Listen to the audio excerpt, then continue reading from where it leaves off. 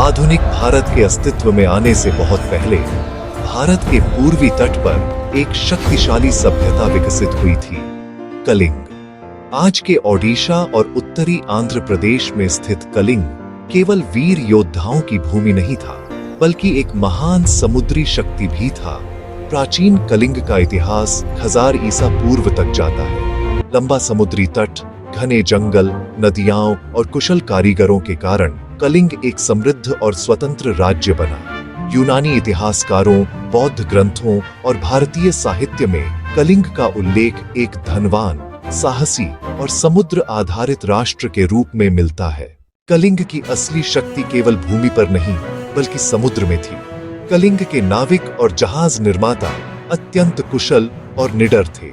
उनके विशाल जहाजों को बोइता कहा जाता था, जो लंबी समुद्री यात्राओं के लिए बनाए जाते थे।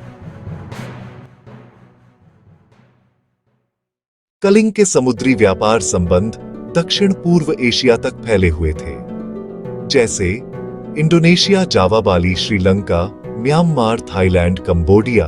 यहां से वस्त्र, मसाले, हाथी दांत, रत्न और धातु के सामान का व्यापार होता था। आज भी ओडिशा में कार्तिक पूर्णिमा के दिन मनाया जाने वाला बोइता बंदाना उत्सव कलिंग की समुद्री विरासत को जीवित रखता है। लोग नदी और समुद्र में छोटी नावें प्रवाहित कर प्राचीन नाविकों को श्रद्धांजलि देते हैं। कलिंग ने अपनी शक्ति केवल युद्ध से नहीं, बल्कि संस्कृति और व्यापार से फैलाई। बाली, जावा और कंबोडिया में आज भी जगन्नाथ संस्कृति, मंदिर स्थापत्य, नृत्य शैलियां और संस्कृत शब्दों के प्रमाण मिलते हैं।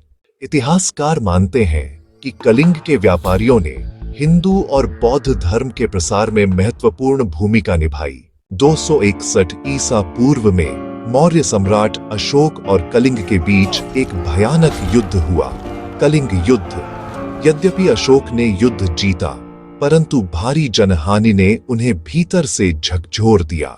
इसी युद्ध के बाद अशोक ने बौद्ध धर्म और अहिंसा को अपनाया, जिससे विश्व इतिहास की दिशा बदल गई।